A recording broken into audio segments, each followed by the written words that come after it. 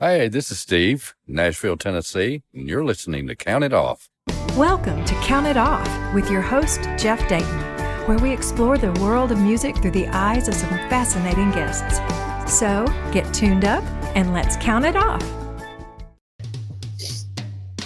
Hey, welcome to Count It Off. I'm Jeff Dayton, your host here in Nashville, and Kensie Coppin is our guest today.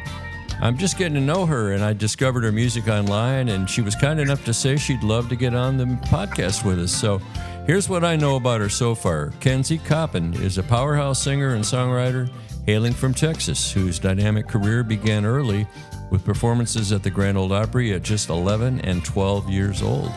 Now based in Nashville, Kensie collaborates with award-winning and critically acclaimed songwriters, building an impressive catalog of songs.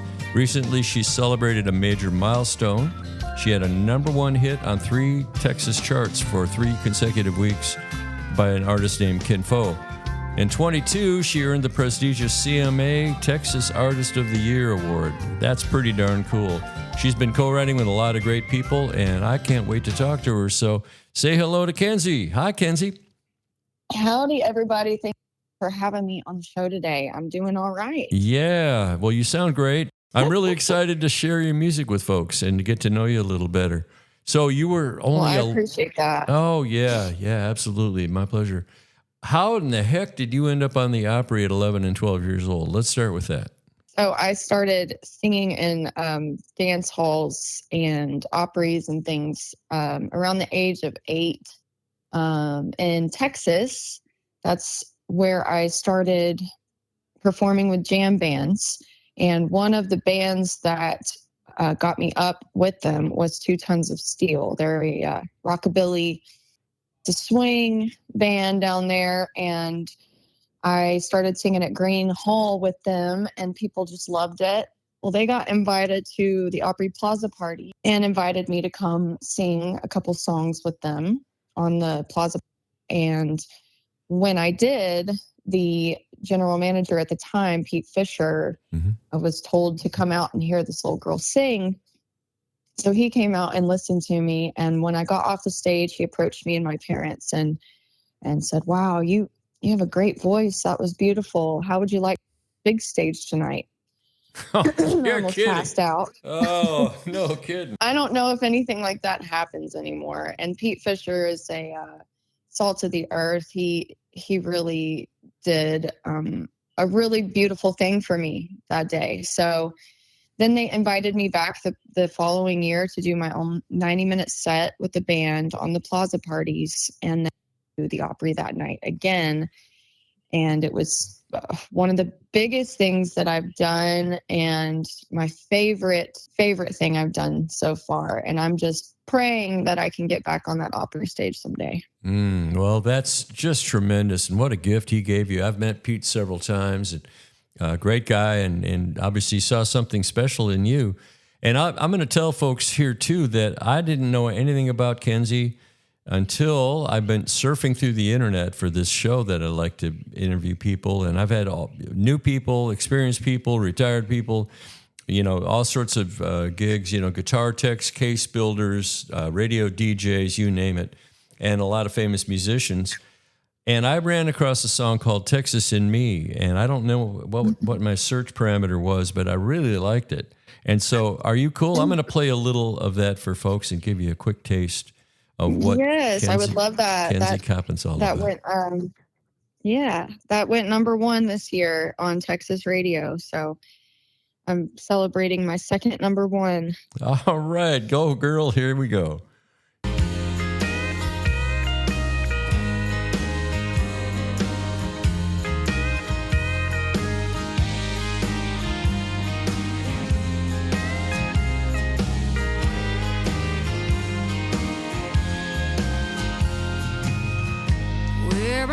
Make no mistake,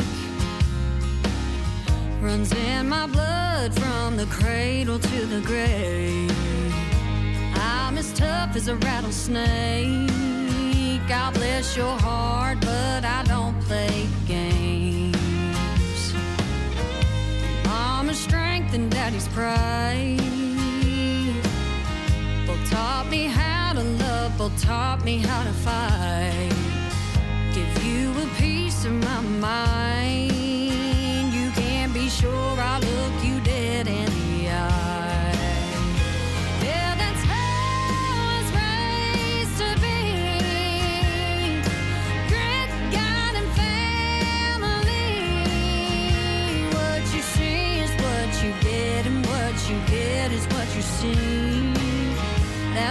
the Texas in me. That's just the Texas in me. The Texas in Me by our guest Kensie Coppin, recent #1 on Texas radio. That is impressive, I got to say. I really, really do like that. And I don't just say that to Thank you. Yeah, I mean, first of all, I'm a sucker for an alto. Linda Ronstadt, Trisha Yearwood, so many others like them. Yeah. And I haven't heard a Texas woman sing like that since Tanya Tucker, I think. Oh, wow. That's a huge compliment. Thank you so much. Well, really means a lot. Yeah, you're right up there. I mean, if I was picturing this young 11, 12-year-old being the girl that burst into the music business at her young age. And I'm thinking, yeah, man. And here's what I love about this timing of you being who you are right now is that Nashville's paying more attention to Texas than it ever used to do, I think. Really? Yeah, I think so. I mean, yeah, I do. And I think that it matters that you've got a Texas connection. What town are you from down there? So I was born in Temple, Texas, and I grew up in Bulverde, Texas. So it's like 20 minutes northwest of San Antonio, out in the hill country. That's terrific. So after that, growing up there, where did you move to next? Well, my parents moved me to Nashville, actually, when I was 13. And I started writing songs, co-writing, learning how to co-write. I was already writing poems and things like that, but I picked up the guitar and started co-writing with Dale Dodson, Wes Hightower, Brian Wayne, a few others. I actually got to write a song with Curly Putnam, which is just still to this day one of the coolest things I've gotten to do. Just learned a lot about the business, and it's funny because the business changes so rapidly and so much that it's not the same business that it was back then. But I learned how to network. I learned how to co-write. I learned, what a #1 party is. I went to a bunch of #1 parties and just going to the events, playing at Bluebird. It was really cool. I almost got signed to Sony ATV. That didn't happen. And so I kind of tucked my tail because I had been working on that for a couple years. And it really, really, it hurt that I didn't get that deal. But I tucked my tail and I went home. I actually was supposed to go to Belmont University, and that was when the housing crash happened, and a lot of people had to, cut back or go file for bankruptcy or whatever. And I was going to have to take out a lot of loans, and my parents advised against that. I'd probably still be swimming in debt right now. But so I decided to go back to Texas, and I lived there for about 8 years after that. And I got into the Texas music scene and got to do a bunch of really cool shows, opened for a lot of big acts like Co Wetzel and Uncle Lucius. There's a list of them that I can't think of off the top of my head, but a lot of cool stuff that I got to do. And then I decided to enter into a songwriting competition in Stephenville, Texas, Larry Joe Taylor's songwriting competition. And I ended up in the finals, and I won my round. It just kind of lit a fire under me. And I had a couple of people, Bernie Nelson and Larry Joe, tell me, hey, it wouldn't be a bad idea to go back to Nashville and, find yourself as an artist and write more songs, write better songs. And I took that advice, but I felt like I was being called to go back. I felt like I had unfinished business there. So my ultimate goal was to go back and write better songs and find myself as an artist. So I started going up there every month, every 2 months. And I met Irv Woolsey. Oh, and God bless her. Yeah. I have been a George Strait fan my whole life. And he is the top reason why I started singing, why I wanted to perform. Pure Country has always been my favorite movie. It came out like a year after I was born. So it that was a big staple for me. It made a huge impact. So I knew who Irv was. I met him when I was 10 years old, and I was just bound and determined to go work with him. So I started hanging out with him at Losers, and I asked him to come hear me sing one of those first times. And at the time, Blue Bar was still open across the street from Losers I when remember that Midtown was place. still, Yeah. Small. So he came over to Blue Bar and heard me, and we just kept talking about what we could do to work together. So he signed me to a 3-year publishing deal. And at the time that I signed it, I decided to move back full time because I was just going back and forth for 2 years. So I decided to make the move, and I wrote for him for 3 years and got, a lot of songwriting contacts that I might not have if I hadn't had that publishing deal. Because, people didn't know who I was in town, and they're like, who is this girl getting a deal with Irv Woolsey? Okay, let's see what she's all about. So that first 3 years, I just kind of got my I got my roster up with the songwriters, and I started doing my own projects. And it has been so cool the last few years, just writing better songs and getting recognition as a songwriter. The last few years, I have been able to support myself independently, just doing songwriting retreats, songwriting festivals, different things in different areas of the country that are songwriter based. So I've been able to, for the last 7.5 years, play my own original music, of course, with a little cover shows sprinkled in there. But I just kind of surpassed my dream of, I'm just going to go back to Nashville and write better songs. So last year is when I got my first number one as a songwriter, and then I got my second number one as a songwriter and an artist this year. And it's been such a journey, quite the journey. It's been a roller coaster. So I call myself a Texas-Tennessee hybrid because I like that. 13 years of my life has been living in Nashville, but I also, the rest of the time I've been in Texas. So that's kind of a little bit in a nutshell. Wow, that's a good nutshell. What a great story. And for those who don't know, listening, Irv Woolsey was George Strait's manager, found him when he was a new guy, brought him to town and created that dynasty.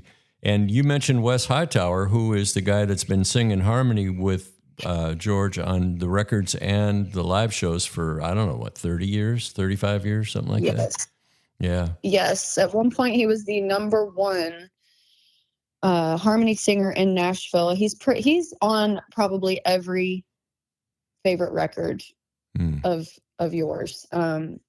He got so many awards, and he taught me a lot when I was a teenager. He showed me the ropes of harmonies, number one, also how to write a song, and just gave me really sound advice about the business. And what he taught me, I carry with me to this day, and I love doing harmonies because of him. Well, that's great. And you and I are going to have a coffee someday and talk about all the people that you're mentioning that I know too. It's great. Yeah, I love George, and I don't know if you knew, but I had a record with George back on the Fort Worth album, and my song was called Any Old Time. It's a good Texas swing. And I love that one. Oh, thanks. Yeah, that feels good. It's good when the songs introduce you. I was on the flip side, or the song was on the flip side of Cowboy Rides Away. And, Wow. I know Sonny, and I know Sonny Throckmorton and Casey Kelly wrote that. And I used to tease Sonny when I'd see him. I'd say, that was the first number 5 that he had after a big string of number ones. Should have turned it over, baby. But that's awesome. That's awesome. And Bernie Nelson is another name between us. He found one of my songs somehow, and it went to a young artist in Texas, took it number 1, and they went combing the internet for more Jeff Dayton songs, and they cut another one that was number 1 last spring, I think. So, I'm just like knocked out that I'm getting some Texas chart action. Guy named Case Harden. I don't know if you know him at all. I love Case. So I actually did the harmonies on his album. No kidding. So all the songs that So the songs that he's gotten number 1s on, I did the harmonies on. That's great. Well, the most recent one was called "Are You With Me," and that was mine. Yeah, I'm on there. Oh, look at that. We're already connected. We didn't even know it. Hey, let's play some more. Let's play some more music from our guest. This is Kensie Coppin, and I'm going to play Heartbreak Queen. Got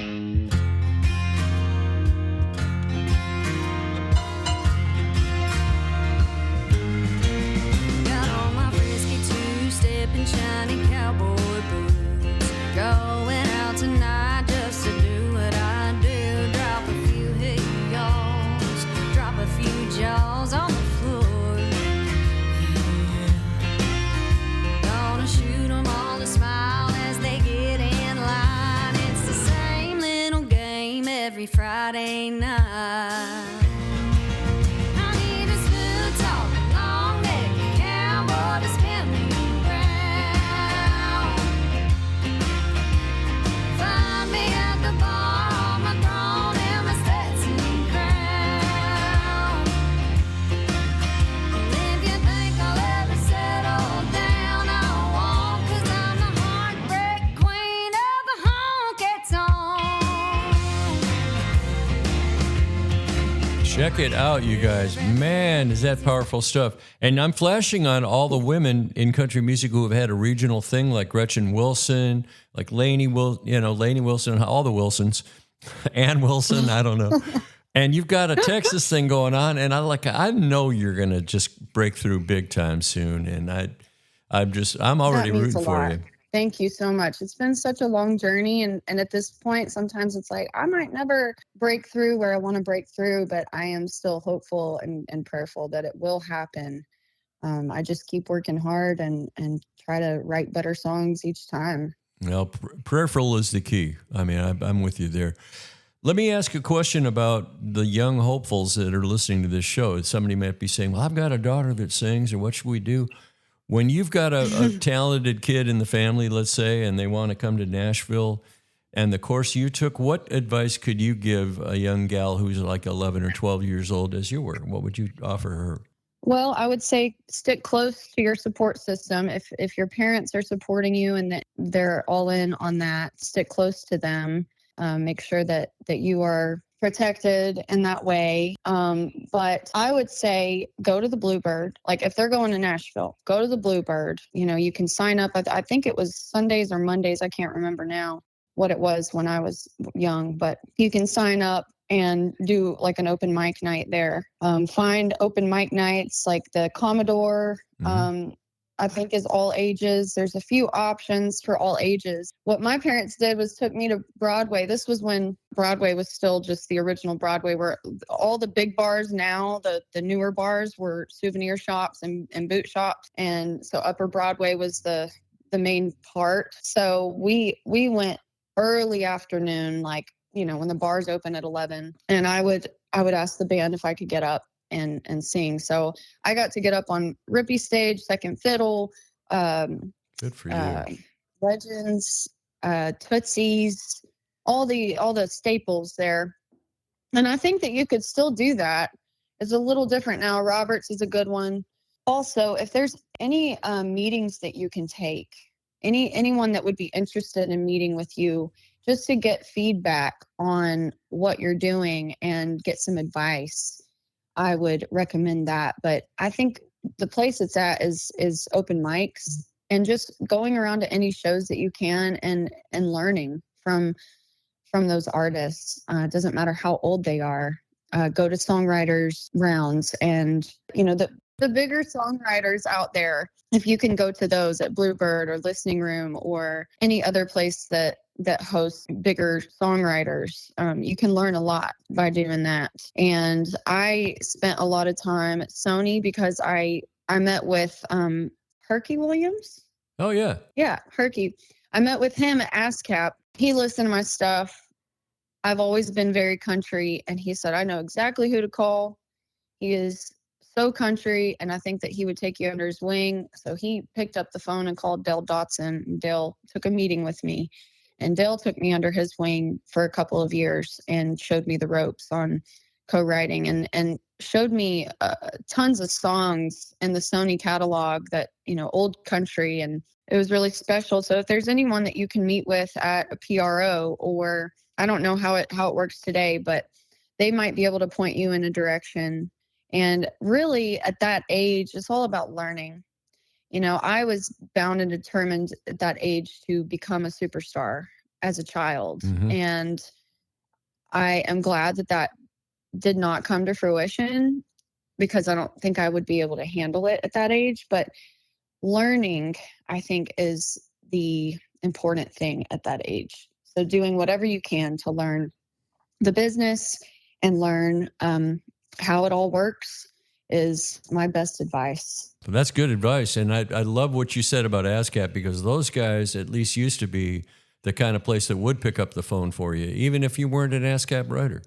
And I've had a long-time friend there named Mike Sistad, and he would do that for people. I was working with an artist who had a lot of potential and a great voice, and we were writing killer songs, and pretty soon he's getting meetings all over town thanks to ASCAP. So that really helps. And as we say here, it's not who you know, it's who knows you. So when you show up and you're cool about it, you got to be a good hang, right? Right. Yeah. Yeah, and I admit I wasn't always a cool hang, but I learned that too. It's really learning the ropes of everything. Yeah, and not going gerbil up somebody's leg with your resume or anything like that. That's really a good piece of advice. I was working as part of the Kauai Music Festival on the island of Kauai for 6 years, and one year there was a young gal, and I liked her voice a lot, but she had like a family member was her manager, and was very determined to push this girl right to the front of the line, and it kind of pushed her out of my interest zone. There's just too pushy, she's going to this and that, and I've got her signed, and I have everything wrapped up, and blah, blah, blah, and we have a lawyer, and that's not how you get welcome back around this town anyway. Yeah, it changes. It changes rapidly. I feel like every 5 years there's a kind of a turnover of the business and how things operate. So just keeping up to speed with that is important, because when I was 10 years old going to Nashville for the first time, the business was running completely different. I was still kind of operating off the 90s template.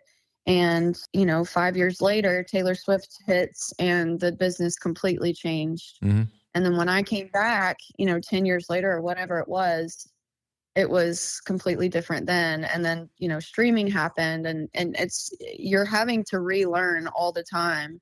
So you don't just learn one time and then understand the business. It's constantly evolving. So just being mindful of that the business is changing rapidly all of the time, and just learning that and not getting discouraged by that, because I found myself very discouraged many times because I thought I had it under control, or I knew exactly how it operated, and things would shift and I would get discouraged. And it's not something to get discouraged over. You can't control how the business operates, but you can control staying on top of learning about it and in the middle of it, and kind of keeping up with the times, I guess.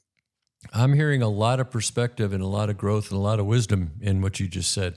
Obviously, waiting around, is part of what we do sometimes. I know your turn is coming. Where can people find your music, by the way? Do you have a website? Do you have, where are the streaming places? I do. So all streaming is Kensie Coppin, and all social media is Kensie Coppin, Kensie. And my website is kensiecoppin.myshopify.com. Okay. I have my tour dates up there. I have a merch store and my music and just some photos. So that's how you can find me. I always ask people to follow me on all of them, all the social media accounts, and stream my music. That is super helpful. And if you like what you hear, buy some merch, because that really helps. It really does. Out. Yeah, 100% of what you own is better than giving, percentages to everybody in town, and then you end up with a nickel on a T-shirt. Let me play some more of your music here, and I really found this song useful. I was digging through again. I'm an iTunes detective, and once I find somebody, I start looking for what they've got. And I have a show that I played this on before, so you didn't know that, but you're getting a little bit of airplay money. And Love that. Yeah, so here's a song I'm a big fan of the ocean. You know, I've got a beach side. My dad was a beach runaway. I spent years going back and forth to Hawaii. Now I'll be back there with my son in October. And so I'm always drawn. And I played guitar with Kenny Chesney for a while too, so that fits me just Cool. right. So here's one of Kensie's songs. It's called "It's the Rain."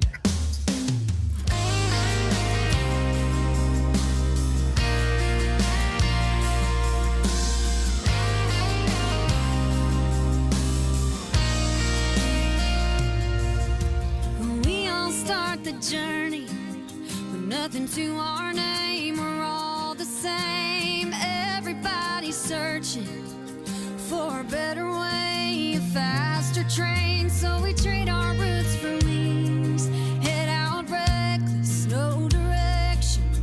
We make our share of messes, but there's a blessing in the wreckage.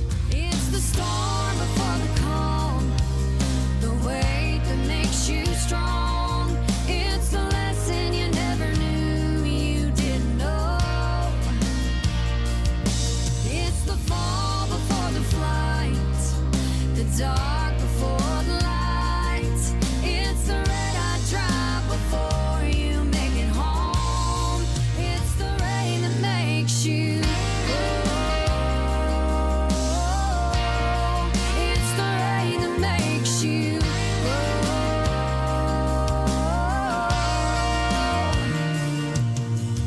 We all feel the rumble.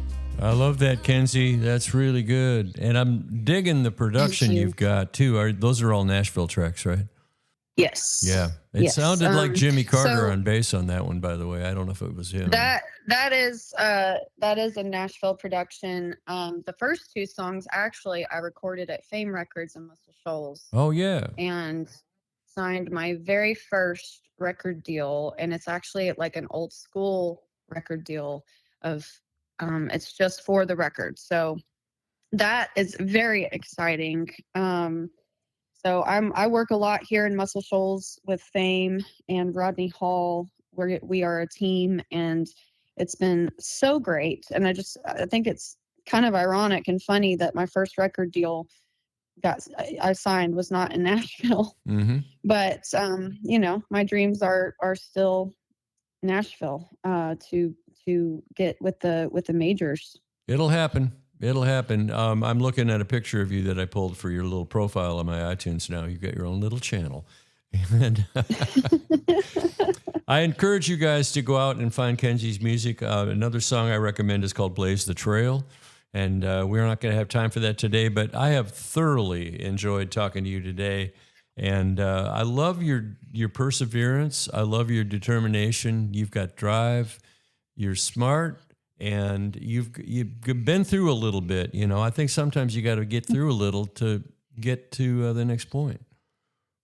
Amen. Thank you so much for that. It really means a lot, and it kind of fills my spirit up. It's easy to get lost in what's not happening and kind of forget what is happening. And it's the journey is the fun part. And I'm learning these days to really enjoy the journey and not so much control or focus on the outcome, because I don't know the outcome. I know what dream was placed in my heart at a very young age, and I feel like that dream would not be planted in me if it weren't already there, if it weren't mine already. So my advice to other artists out there is to enjoy the journey and not get discouraged if you're not getting the outcome that you want right now, because eventually you will get that outcome, and it's going to be more beautiful than you've ever imagined.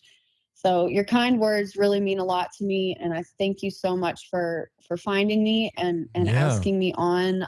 I love doing interviews and podcasts and just talking about things I've done and been through. So That's I great. really appreciate it. Oh, you bet. And you know what you just said prompted one more question, if you've got time for us. The days you get down, I mean, my guys here all over the country, sometimes around the world, know that once in a while I get up there on the ceiling with my claws out. I'm like, and I want to burn everything down. and blow town and go find a cave in the Rockies somewhere and just live there. And I took the month of June off of social media. I quit the whole thing. I didn't look at Instagram or Facebook or anything like that.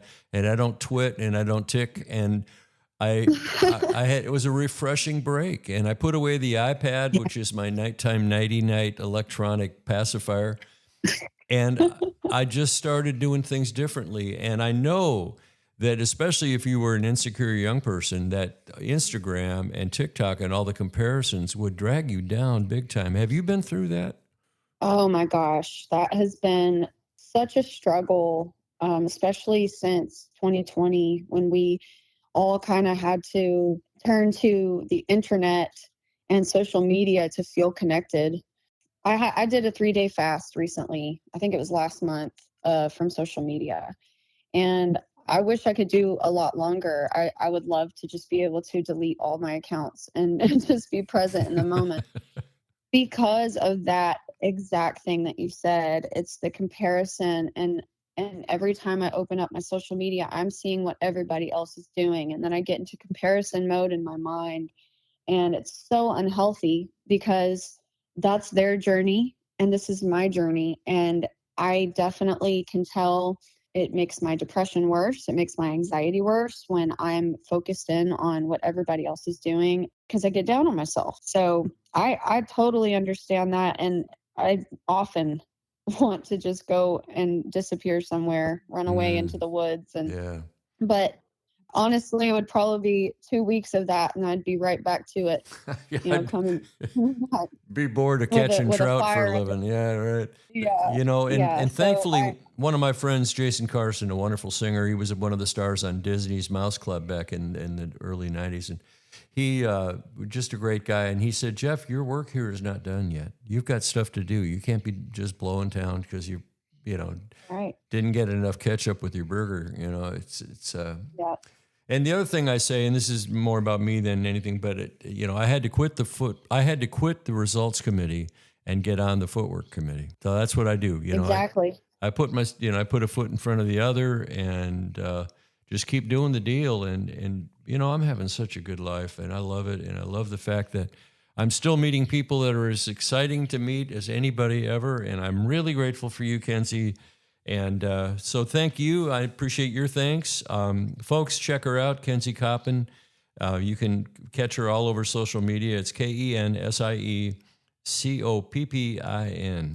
And we're going to say bye, but I want to thank you again. And there's one quick thing I want you to do, and then we can go, okay? Okay. All you got to do is say bye-bye. Bye-bye. Bye, everybody. Hey, baby. Thanks for joining us, and we hope you enjoyed this show. We invite you to check out all the other episodes and share this channel with all of your friends. Until next time, peace.